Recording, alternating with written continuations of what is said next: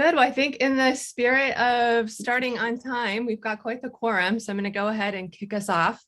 Thank you, everyone, for joining us today, and welcome to our first chapter, Oregon chapter event of 2022. So my name is Julie Millard. I'm the president of our HIMSS Oregon chapter. Before we officially start our programming today with the Healthcare CIO and IT Teams Evolution, we do just have a few items that we want to share with you all. So first and foremost, we really encourage you to engage with us in discussion. We've got really compelling speakers, topics to go through. To minimize background noise, we are going to keep everyone muted and ask that you take advantage of the chat. So please submit your questions there, and one of our board members will pass them along to Bill, our moderator, real time. Please also share any feedback on the session in the chat. We're always looking for ways to improve. And lastly, if you've enjoyed our virtual event today, please consider joining our programs committee to participate in the shaping of future Oregon chapter events for HIMSS. And for that, you can message me directly in the Zoom chat. A few other things quickly. We have moved. So we have a new company page on LinkedIn, and we'll be retiring our old LinkedIn group for the Oregon HIMSS chapter. If you haven't already, it'd be great to follow our new company page so that you can keep up to date with the latest news and events related to our chapter. There's lots more coming in 2022, as you'll see in a second. So we first have, for any of you attending the Global HIMSS Conference in Orlando, Renee, on the next slide, there may be a delay. We will be hosting an afternoon social. So that's going to be Tuesday, March 15th. The location is here. You'll see more information in an email coming out from us soon on how to connect. But for any of you planning to attend that HIMSS Global Conference, it'd be great to meet you all in person. Along with, as you can tell, right, the other folks from the Pacific region chapters. And then the next two items that we wanted to bring your attention to, we have our second virtual lunch and learn. So that is penciled in for April 21st. At noon Pacific, exact topic to be determined. But if you want to hold that time now, know that that will be our next scheduled event in this virtual series. And then most importantly, our annual conference has been confirmed for June 2nd, and that'll be in person at the DoubleTree here in Portland. And then next is a quick note of thanks for our sponsors, of course, Fortinet, ServiceNow, and Pivot Point Consulting. As always, we appreciate their support. And then without further ado, I would like to turn it over to Bill Russell, our moderator for today's session. So Bill is a former CIO of a 16 hospital system in Southern California and creator of one of the most listened to podcasts and YouTube channels dedicated to health IT, This Week Health. So with that, Bill, over to you. Thank you very much. And thank you for having me to moderate this discussion. I have two great panelists here, Bridget Barnes, Senior VP and CIO for Oregon Health Sciences University, and Lee Milligan, Senior VP and CIO for Asante Health. I'm excited about this conversation. We're going to focus it in on the health IT organization. And we're going to talk about the changes that have been brought by essentially the last couple of years. We could say the pandemic, but it was a lot of things that are happening within the industry. But we're going to focus in on what do those changes look like within the health IT organization. So I'm looking forward to having this conversation. Welcome, panelists. Good to see you. Good to see everybody out there. I see some familiar faces. Definitely. It's fantastic. I'm looking forward to this conversation. I'll start us off with just a general question. You guys have one of the hardest jobs in the world, really. I just finished addressing some CIOs at an event that I had, and I told them the CIO job is one of the hardest jobs that I've ever had in my life. And I've managed national organizations. I've worked in as executives for Fortune 500 organizations and whatnot. But far and away, the complexity of the job, the amount of change, the understanding the technology and understanding the business of healthcare is really kind of a daunting task for anyone. And by the way, I was a CIO before the pandemic hit, right? And that really changed everything. So let's let's go down this path. How has the pandemic changed the healthcare or health IT organization over the last couple of years? Bridget, we'll start with you. Sure. Thanks for the opportunity. And I'll just pile on it. The hardest job, you say, I think it's the best job. I love my job. I mean, there is something new every single day, which is, just a fabulous learning opportunity for all of us. Especially as we're able to support health and well-being of all of our citizens. So I'll start there. In terms of how the pandemic has changed our organization, and it's more than just the pandemic, right? As you said, lots of things have been going on. I think a couple of the things that are key changes are, it's no surprise to anyone that right now we're in a difficult hiring situation. The relationship between employees and employers has changed significantly, and I think is going to continue to change in the coming months and maybe even years. At the organizational level, I think that there's a greater acknowledgement of the value of IT more than we probably had prior to the pandemic. I mean, all of our organizations really had to pivot, and without the support of IT, they just wouldn't have been able to serve their customers in any way.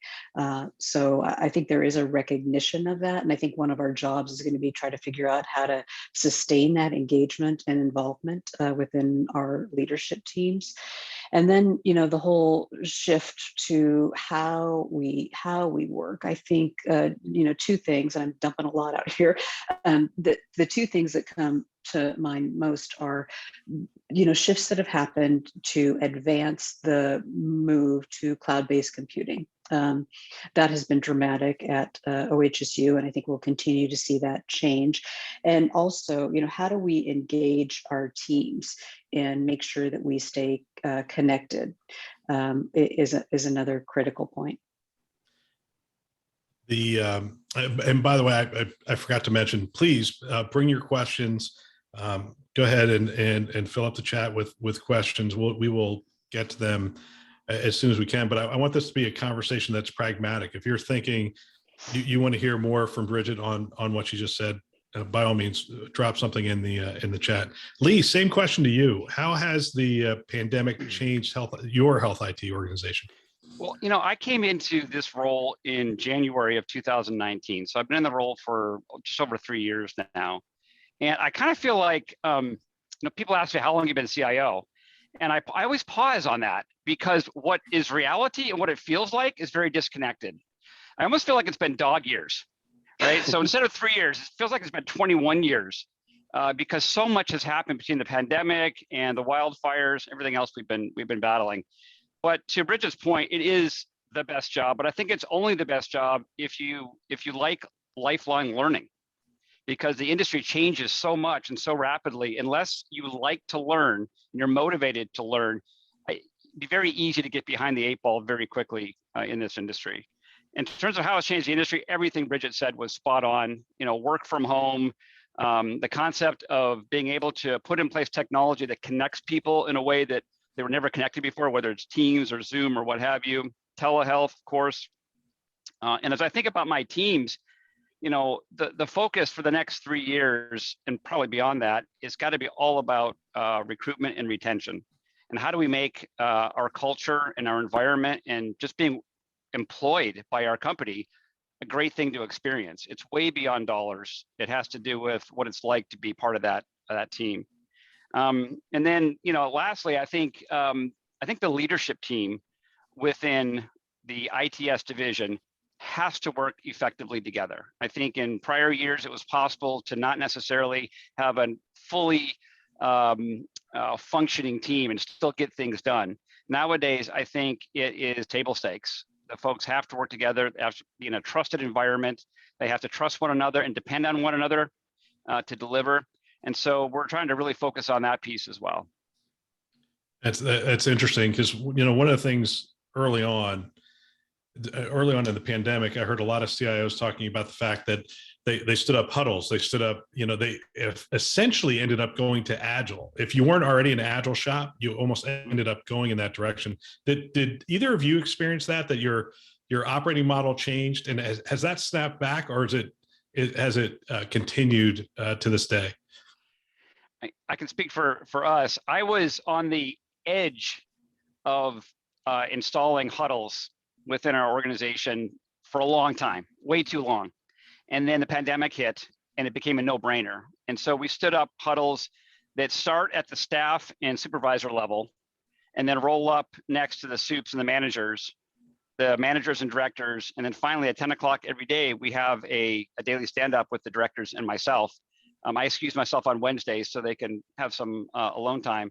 But it's been a really effective way that we have communicated in a vertical fashion very quickly, either hurdles that we're experiencing or decision nodes that have to be weighed in on. I'll sort of speak to the agile question that you posed. I'm not sure I would have put an agile label on it. I think I'm with the philosophy that agile works some places, for some projects, waterfall works for others. You just have to sort of find the right fit for the work that you're doing.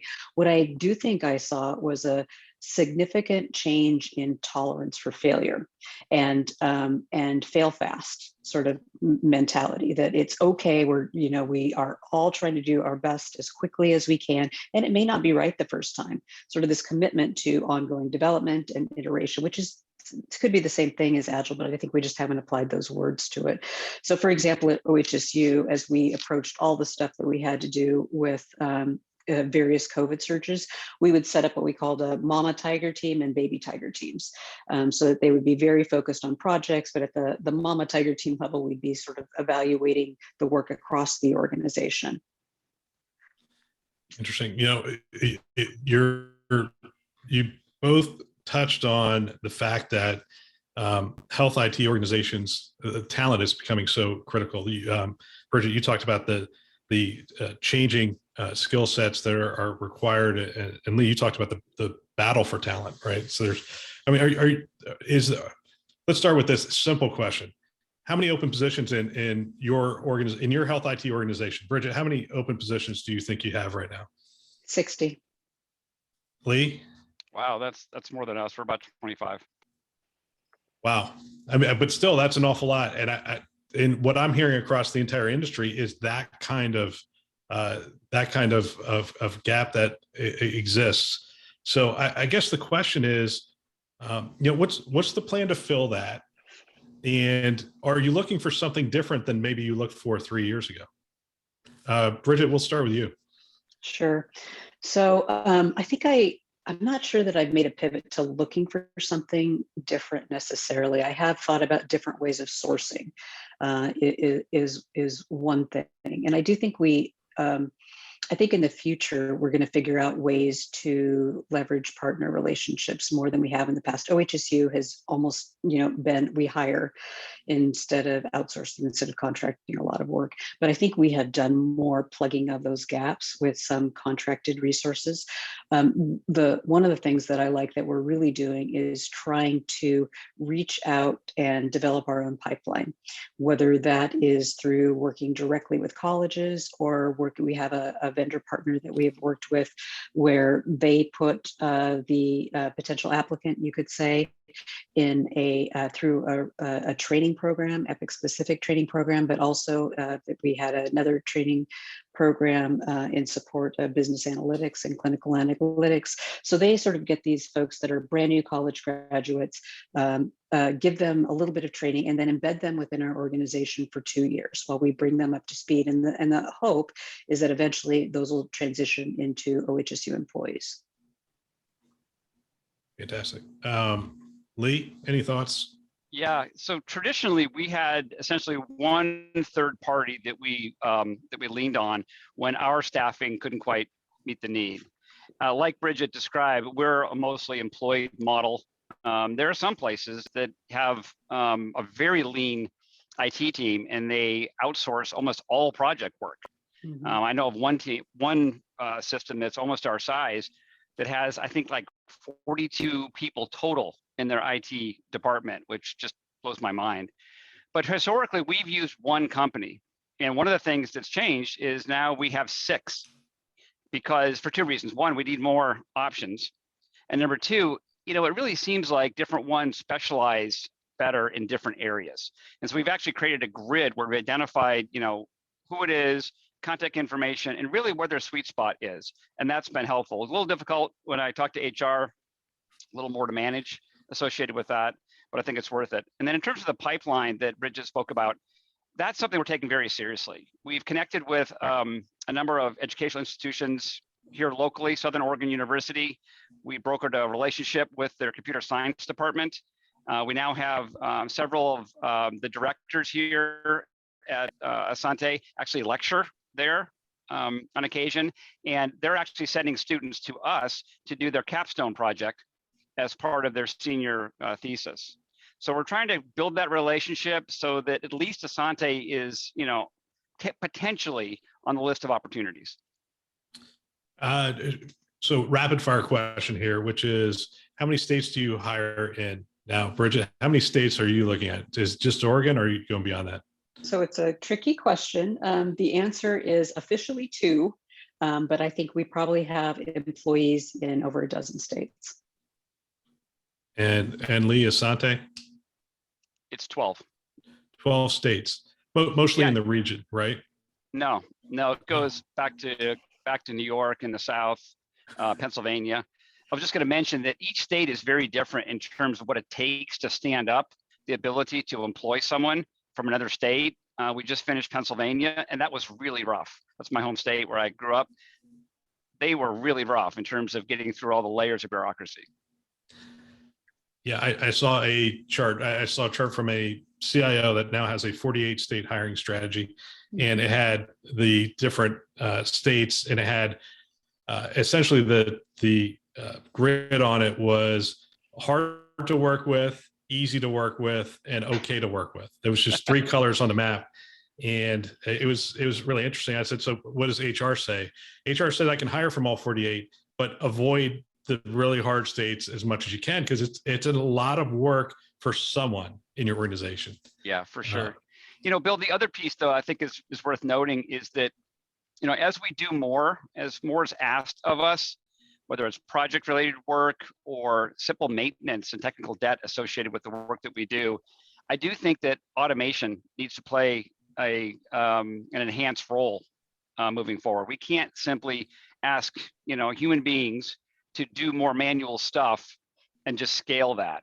I do think we need to think about how we do our work and identify opportunities to automate portions of that work. What percentage, in another rapid fire, what percentage of your staff do you think is going to be on site moving forward, and what percentage do you think will be remote moving forward? I'll start. Yeah. Under 10% probably on site. We have the folks on site like our telecom techs and our field technical services, our wireless office, those sorts of people that really have to have a physical presence. But we have moved forward with work where you want. I gave up my office. Everybody at OHSU and IT no longer has a dedicated IT space. We have converted that to hotel spaces so that if you want to come in to work because you need to, because you wish to, you may. But if you want to work from home, you can do that too. Wow. Percentagely? 15%, and I do not expect it to change. Interestingly, within other departments within Asante, there's still a lot of discussion about when are we bringing people back to work on-prem. And, talking to my directors who've had really good, deep conversations about this, we don't have the intention of bringing folks back. We feel like this is a model that works better for our staff. And actually, I think it's a retention strategy that we need to employ. Like Bridget, I have certain staff who have to be on-prem. As you know, for example, the biomedical engineering team reports up through me. And, that team has to be here. There's just no way around it. Field support, desktop services, network and engineering, et cetera. But almost everybody else can work from home. But there's a lot of issues associated with that, right? There's the printing issue, right? There's security issues. There's a whole host of issues that really I think we've partially solved to date. It's interesting as you talk about some of those issues, but I want to get to some of the questions that are coming across here. So here's one of the questions: how are IT projects that were put on hold during the pandemic being brought back in? So are you just opening them up and saying, all right, they're all coming back in, or are you reevaluating them, putting them through governance again? Lee, I'm not going to put her on. I'm not going to put Bridget on the spot every time. So I'll start with you this time. Okay, so the image I have in my mind when you talk about how do they do it, are they feathering it in? Are they layering it? Think of a tsunami. Pretend behind me that nice, relaxing wave is actually a tsunami coming, and that's really what they attempted to do. We put in place a governance process here, partially within a PMO, which is external to IT here at Asante, and partially within IT to really get our arms around our bodies of work. And we split our time amongst 3 portfolios, and those portfolios allow us to have hopefully a reasonable conversation with folks about the work that we do. So we have our business portfolio. So think about all the custom requests that come in, all of the committees that get together and say what they would like to have happen. So PAC and APAC and PharmAC, all these committees that get together and represent the end users that ultimately provide what we use as a top 10 list to work through those. So that's that bucket. We also have our IT bucket, and that's the things that we just have to do that nobody else cares about, that nobody's asking for, right? It's our upgrades, it's our patching, it's our migrations, et cetera, but we still have to do it. So we need a space for that. And lastly, we have our strategy portfolio, and that's really the strategic capital projects that are coming through. And of that, we're asking them to hard rank all of these projects. Now, currently we have somewhere in the neighborhood of 186 projects in execution, my strategy officer recently told me. And previously we had numerical scores assigned to each of them, but there wasn't a hard ranking. And so we've been in some very significant negotiations with the PMO and others to make sure they hard rank it so that we can really understand the prioritization before we assign resources. Interesting. And the tsunami of projects for you, Bridget, how's that going? I don't think we have that, honestly. So in June, I want to say, of 2020, so into the beginning of the pandemic, but just barely, the OHSU health system put in place a enterprise-wide governance process. And part of that, one component of that governance process related to Health IT and Digital Health Council, where we have collected our groups of stakeholders. And then there's sort of layers. The top layer, we have anything that is over 1,000 hours goes there for consideration. Then we have, 1,000 to 100 goes to what we call our coordinating council. And things under 100 hours, we try to figure out if we can make them work operationally. So what we have done with those teams is everything has to come through them for the same sort of scoring. I wouldn't say we've only used rank order in a couple of dire situations. Basically, when we were faced with another COVID wave quickly, we would sort of move to rank order quickly, but then go back to our normal, voting process where all the stakeholders decide. I mean, they rank the projects 1 through 5 based on OHSU Health strategic priorities. Think about things like ROI, quality improvement, that sort of thing. So they rank those, and then we work the list as it's ranked, and they can only stay on the list for a year. So if they aren't done, at 12 months, they just roll off. And if somebody wants to talk about it again, they have to go through the process again. Wow. That's great. So that's the importance of governance as we move forward. There's a couple of questions here about the new work world. So let me give you these 2 questions. How are the orgs collaborating with ancillary IT groups such as Biomed? And with remote work, thoughts on how to engender collaboration when not together? So they're sort of related. So you have part of your team's on site, part of it's off site. Your clinicians, for the most part, well, not all, but a significant portion of them are going to be on site. How are we thinking about how are we bringing people together in ways that they can collaborate and they can brainstorm around projects and work as a team? Bridget, we'll go to you on that one. Okay, so Biomed doesn't report up through IT, unlike Lee at OHSU. So they are a separate organization. I think we have a very strong relationship with them. They are engaged in those governance councils that I talked about earlier, so that we are all sort of aware of what the highest priorities are and any challenges that we might have. So I think we have a good working relationship. In terms of how to bring the teams together, it is just so hard. And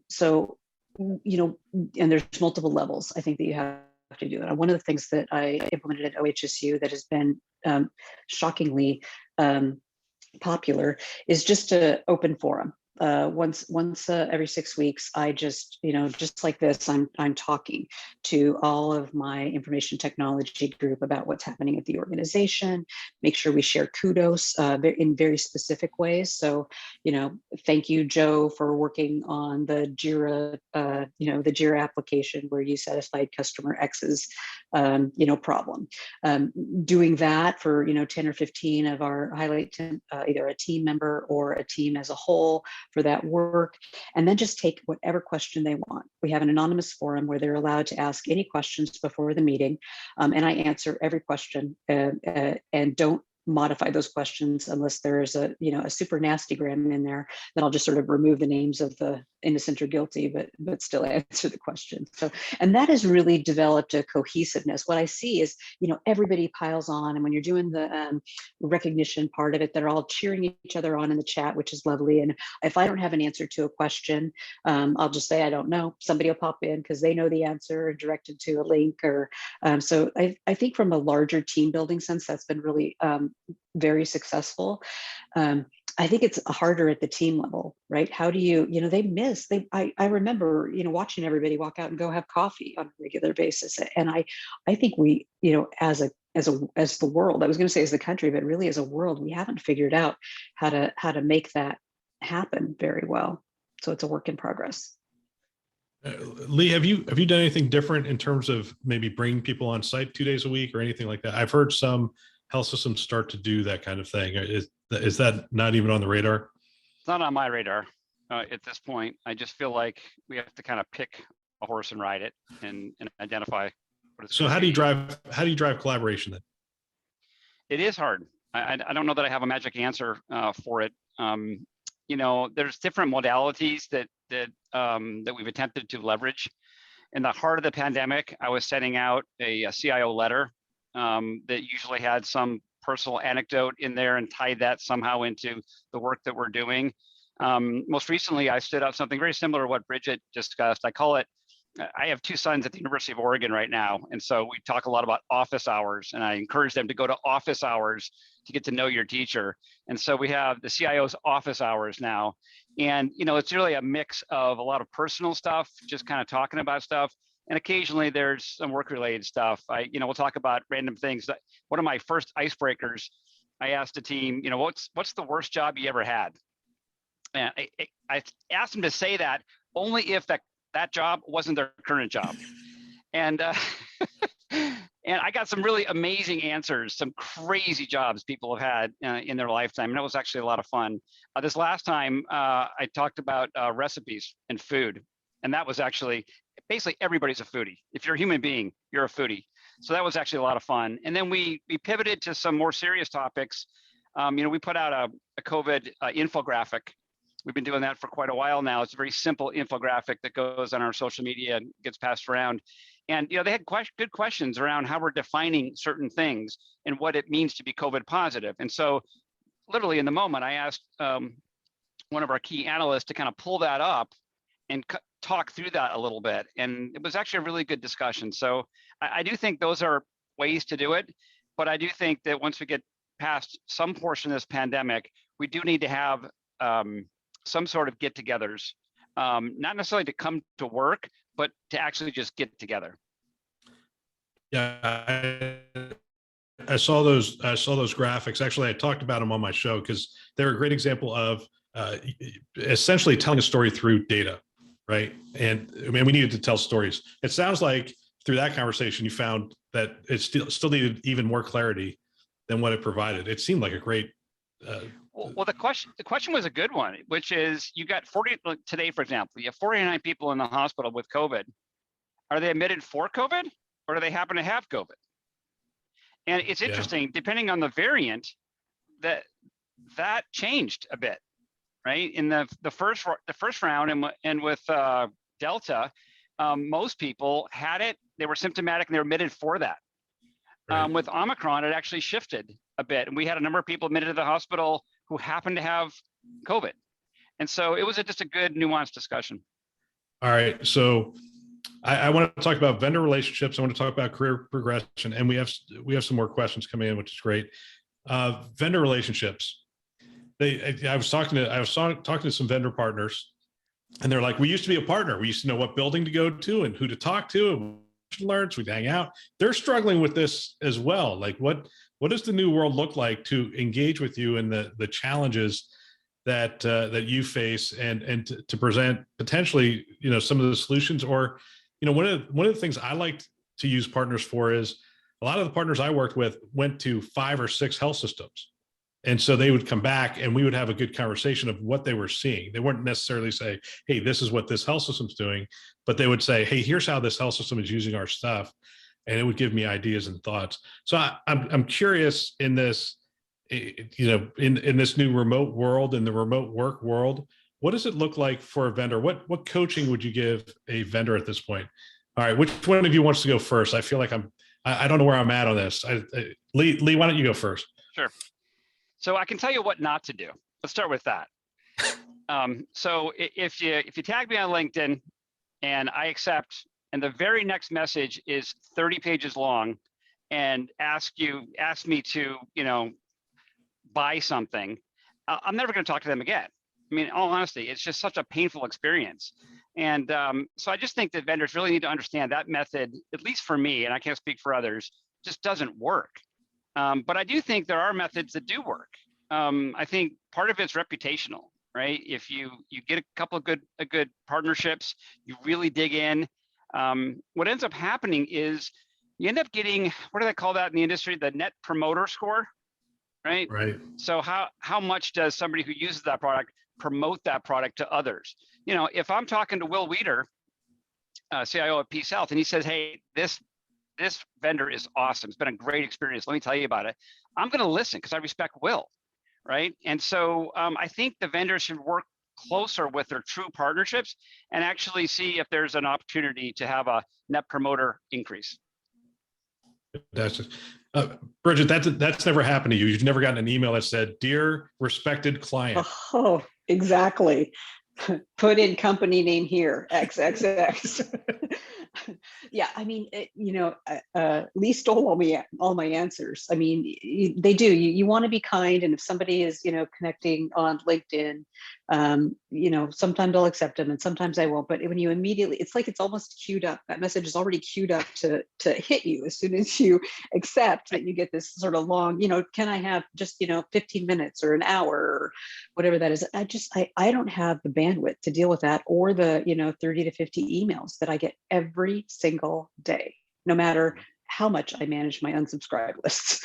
So for me, it's sort of twofold. Number one, I want to talk to my existing vendor partners. I want them to engage actively, and so that I can understand and build upon the trusted relationships I have.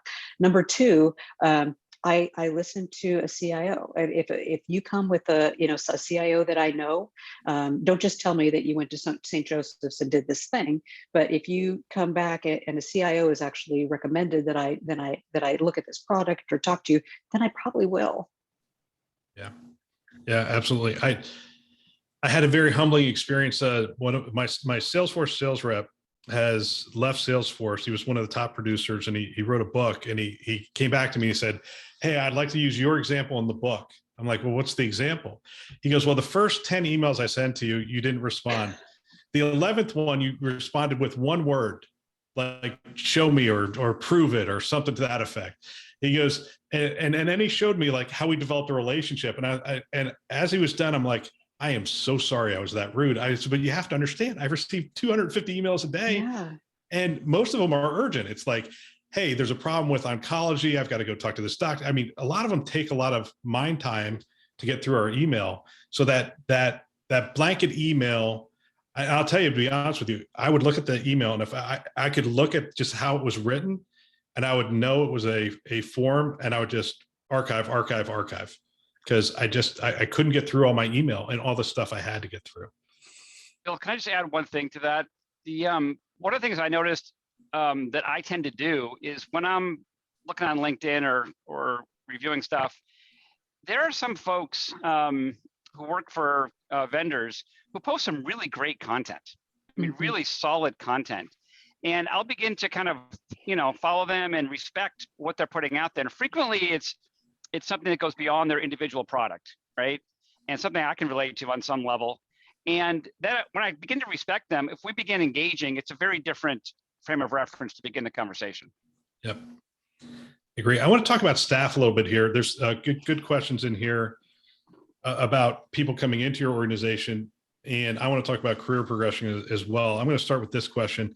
When looking at college grads as employees, do you consider candidates who are experienced, who have experience with IT projects, but transitioning from other industries? It's an interesting question. Bridget, I mean, do you look outside of healthcare if they have IT experience and teach them healthcare? Is that a good approach for you?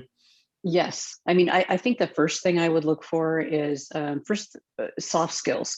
Help me know that you get along well with others and are able to be successful in whatever it is that is your specific work domain. Then I look at sort of technical skills, and then I would sort of layer industry on top of it. It might be harder when you're looking for say an Epic analyst. That would be a more difficult challenge for me, and I wouldn't put them sort of straight into an analyst role without some kind of Epic experience. But the example that I gave earlier, where they're fresh out of college, they've gotten some basic Epic training, I'm willing to give those folks a shot and hope again that they learn and grow within the organization. I think the other thing at some point we're going to have to look at is do we really expect a college degree? What do we do about certifications? What does the future look like of credentialing for IT professionals? That's interesting. Lee, you have an interesting background because you went from being a clinician to being in IT. And hopefully I'm not oversharing, but I remember that first phone call, like where you're like, "Hey, they made me the CIO." I don't really know enough about IT to be the CIO. But do you think it's easier to take somebody with a clinical background and make them IT, or somebody from a college graduate and teach them healthcare? I mean, what's the direction that you feel like is easier? I'm not sure there's a right answer to that one. Sorry to be a little nebulous, but I do think it's important to walk in with humility. I do think you have to walk in and do an honest top to bottom assessment of your skill set and very quickly identify where you don't bring it, and have a plan, put in place a plan to be able to shore that up. In my particular case as a clinician, I'm never going to achieve a level of expertise around servers or networks that will ever rival my staff. My staff are the experts, and I defer to them on a lot of these decisions. But I should know enough to be in the conversation and to help them get to the right spot.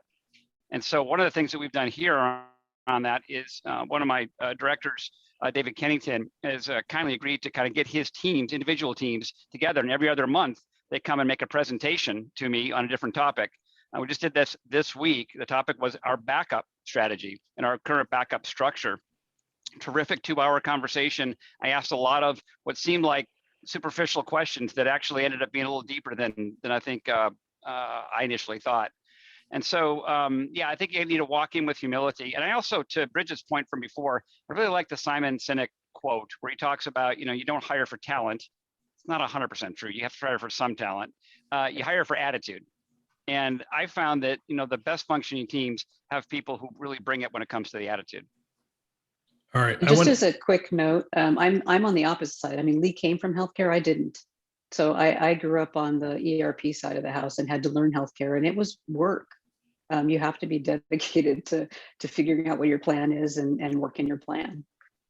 Yeah, it's doing the interviews that I do. It's really interesting to talk to people who are literally hired from outside of the industry because they bring a skill set that the industry doesn't really have. Maybe it's going to the consumer or that kind of thing.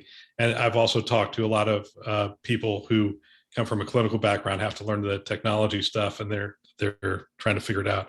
There's challenges to both and benefits to both. I want to talk about career progression. I'm sure there's some people on here who are staff, who are on an IT team, and they're saying, career progression used to be something I understood. I did a good job. I got a good review. I could meet with my manager and those kind of things. Has that changed? I mean, has the way someone gets noticed, has the way someone progresses in their career changed over the last couple of years? Who wants to handle that one first? Go ahead. Bridget, Go ahead. Bridget, we're going with you. Okay. So I think it is one of the risks. I will start there. I think it is a risk in terms of not being physically present with one another going forward. What does that look like? That may be different than it looked like before. But I also think it provides sort of a level playing field, so that if you do good work,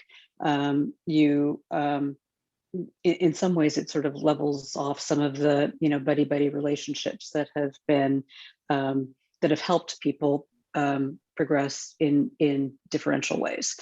If I were starting again, I think I would just do the same things, but develop my plan. What is my plan? Do my documentation on my plan. And part of that plan has to be purposeful outreach to my managers, to next level leaders where appropriate, to my customers, building all those relationships in a very purposeful way. You can still do that, virtually. You just have to be purposeful in your approach. And it is true. I'm not sure that somebody is just going to happen to notice the work that you're doing. So in some ways you have to be a little bit self-promoting, but I don't want to forget the sort of humble comment that that Lee put out there, because you that's important too. Recognize your strengths and your opportunities for improvement. It's Lee, with career progression. I'm a staff member. I want to know, how do I get to the next level? Has it changed? I think it's very possible to do great work and have it be hidden, because it's so complex and there's so many layers to the work that we do. One of my directors, this individual is doing really some stellar work that was just hidden for a long time. I go back to my dad.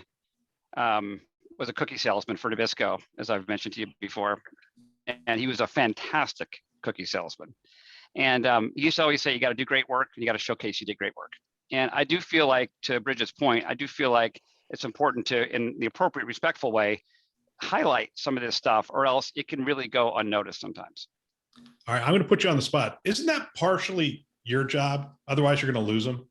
So you have people doing really good work. They feel like they're doing good work, and then they just put their resume together and go out there, and now all of a sudden they're working for a health system in Pennsylvania doing really good work.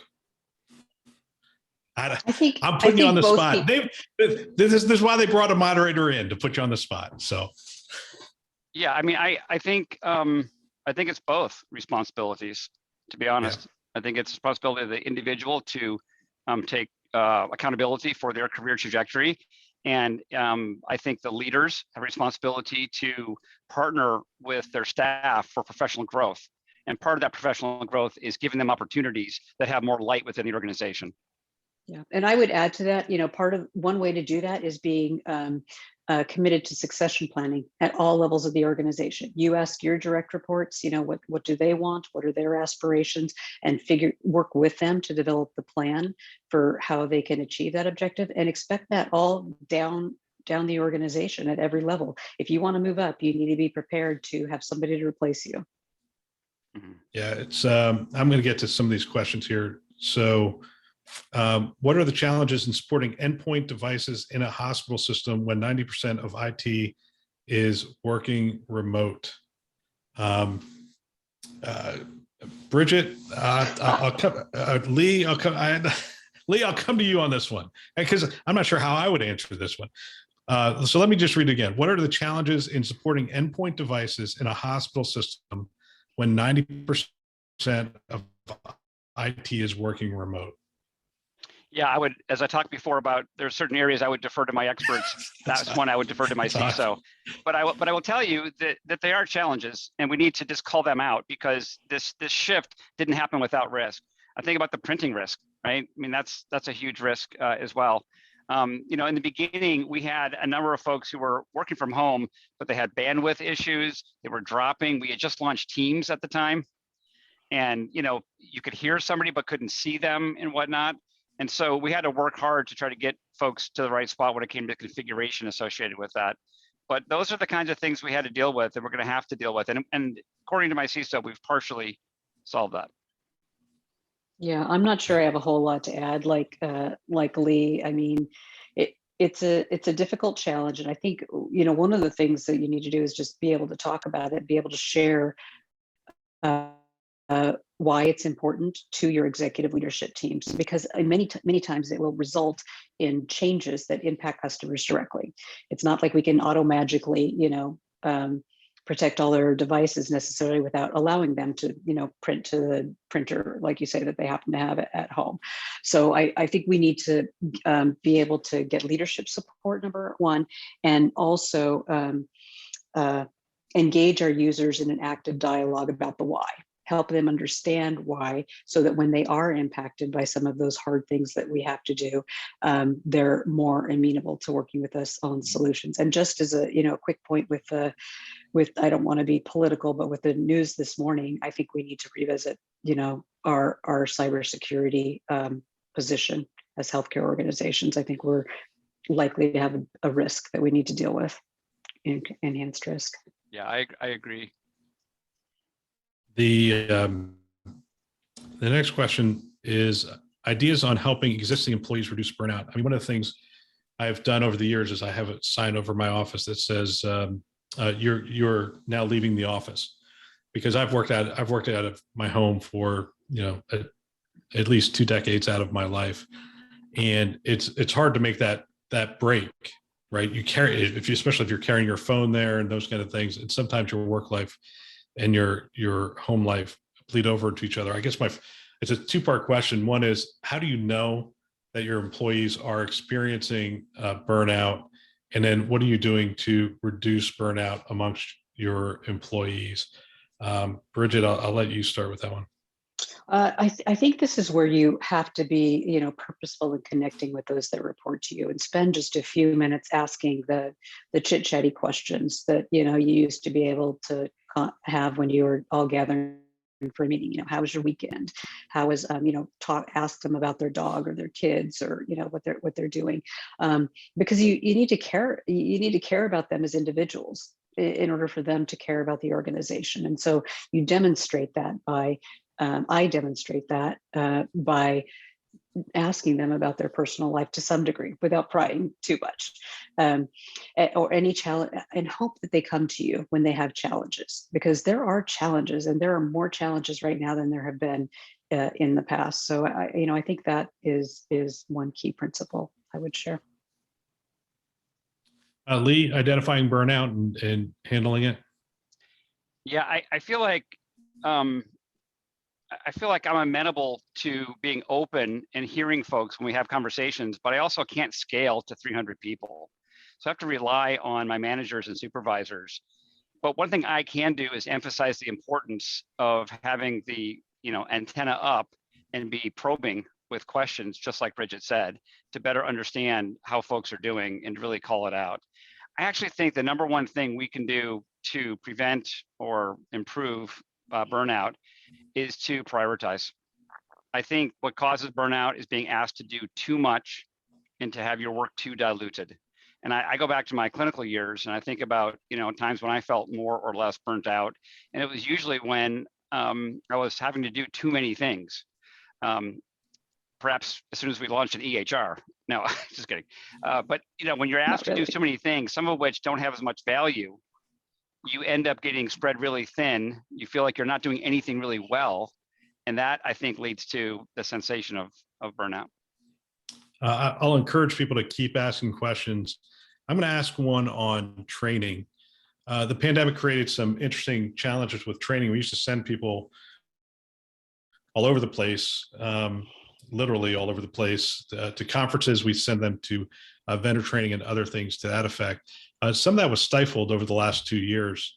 How have you kept people trained, and how potentially, as we're coming out of this, I'm not going to make a prediction here, I'm not a doctor, but potentially as we're coming out of this, what does training look like in the next couple of years? Lee, this question starts with you. Sure. Yeah, I take training. We take training very, very seriously around here. We've got a $3.1 million budget for salaries alone around training. And as you know, we're not a huge system. So that's a lot of investment into that. And I feel like training is, literally the last mile when it comes to extracting all the value out of the technology platform that you're attempting to use. So, we know it's important. I break it down into two different elements. The first element is training our own staff to do their jobs, right? So I think about my biomedical engineering staff. In order to be certified to actually work on the equipment, they have to go places and get trained. Sometimes some of this equipment like Bebron and others, they got to fly to Germany to be able to do that. And the industry is, I think, slower than it should be shifting to a virtual scenario for that. For other scenarios, for Epic training, for example, Epic did a pretty good job, I think, of very quickly ramping up their virtual platform and offering those things. As it relates to training the end users, it was disjointed for a bit, not due to the team's inability to do their job internally, but rather within the clinics, for example, there was a period of time we just couldn't even go in there. So we were attempting to connect with folks, and it wasn't as orchestrated as I think we would have liked in hindsight. Now we're back in the clinics, and one of the things that we're doing right now is we're putting out a report of what we're finding after we round. So our trainers go and they round, and they, by provider or by MA, they list out the requests or the break fixes or anything else, and it's sent to a very broad group of folks, including up to and including our chief medical officer. So kind of coming back to that previous point is you got to do good work, and you got to showcase you're doing good work. I think there was a tendency to think that great training wasn't still happening, when in reality it was. And so these reports that come out weekly, probably half a dozen of them, showcase the work that's happening. Great. Bridget, training? Well, I'm jealous of Lee's budget, I'll tell you that. OHSU has, like many healthcare organizations, has really struggled financially. And one of the decisions they made almost 2 years ago now was to scoop up the training funding out of everybody's budget. Nobody had training money. And now we're at the point, quite frankly, of just like clawing it back and they don't want to increase our budgets, but I'm just doing it anyway, because it is just so critically important, and sort of making that case up to my boss and others who hold financial purse strings across the organization, because we do need to. It's like having a big, a rock. It's not going to help you any if you're not going to make a fence out of it or something useful unless you have the skills to do that. And we just need to continue to enhance the skills, both for our users as well as for our technology professionals, in order to make sure that the software that we're paying for is used in the best way possible. So we do have a couple proposals on deck right now. One of them is specifically related to training optimizing the environment for clinical professionals. We call it our wellness sprint. So we're also hoping that it will help with some of that provider burnout as well. But I'm just like, seriously, every other week, I'm like pounding on the door to say, I hope we're going to do this like we said we were going to do. I hope we're going to do this like we said we were going to do come July 1, priming that pump. And we're taking it to our executive leadership team in a couple of weeks. So I think we just have to fight for it. And I would rather have, one less employee, but be able to make sure that those that are there have the skills they need to be successful. So I think this is going to end up being our closing question. Let me, a lot of parents, I'm sure, in the audience, and every now and then I get leaders who I respect, like the two of you, and I say, all right, when I was coming out of college, they said, hey, you should get a computer degree. And then, 5 years later, there was a glut of people who had computer degrees. But if people wanted to, if they wanted to serve in healthcare, and they have a technology aptitude or a leadership aptitude of some kind, what do you think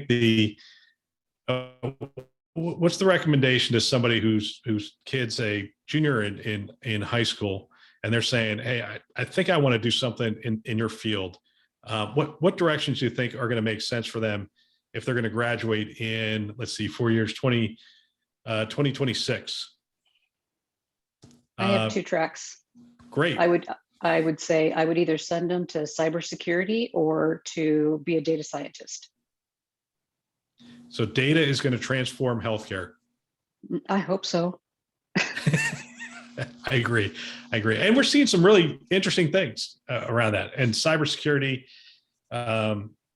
That's one of those areas where we have such it is such a hard skill set to fill right now. I think there's just an awful lot of open positions. Lee, that was a very succinct answer. Can you beat that? Probably not. I would say that for succinctness, you just can't do it. Usually I can, but not in this case. She beat me. I would say that she's right. Those are two areas that are going to be the focus for the next 20 years for sure. I think it does depend in part on whether this individual is thinking about kind of diving in and doing frontline staff related work, or they're interested in kind of leading an effort that includes technology. If they're leading an effort that includes technology, I actually think this will sound a little crazy. I think they should study psychology. It's not crazy. Interesting. And so where does that come from? I wasn't a very good student in high school, but there was one class I took seriously, which was psychology, because I had a great teacher. And I do feel like, things I learned then have stuck with me all these years. Just I think out of curiosity. the foundation of leadership is understanding people. Yeah. That's right. And yourself. So out of curiosity, undergrad degrees. Bridget, what's your undergrad? Business administration. It took me 14 years. I struggled a lot. Wow. Lee, what's your undergrad? Spanish. Undergrad Spanish, and my undergrad's economics. And so we've all been CIOs of health. People ask me from time to time, it's like, what's the path to become a healthcare CIO? And I'm like, quite frankly, no two look the same. They are all very different paths. So I'm going to pass this back to Julie. I want to thank the two of you. This was a great conversation, and I'm really happy to have been a part of it. Thank you, Bill. Thanks, Bill. I would echo that. So thank you, Bill, Bridget, Lee. What wonderful questions, thoughtful, engaging answers. I think I heard everything from how you're handling this immediate shift and pivot to remote with just the utmost empathy, to the Simon Sinek, we need to lean into attitude and understand that. And I think, just wonderful, wonderful discussion and dialogue. So thank you all. The recording will be available on our LinkedIn company page. So if you're interested in a rewatch, I may, given all of the, I think, thoughtful answers and discussion. So thank you all. Enjoy the rest of today, and you'll be hearing more from us. Fantastic. Thank you very much. Bye, everyone.